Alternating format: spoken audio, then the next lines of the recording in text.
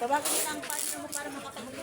Are, Ate Bilen! Ate Bilen! Ala, bakit dalawa? Ah. Oo, kachat ka doon kay Bilen.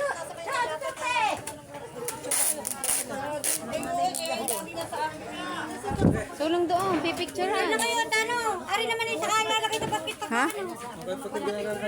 Eh, tinatamad daw siya bumaba. Uy, nasa ng birthday. Putusan mo, sabihin pagmumotor mo. Sino ka? Ano na?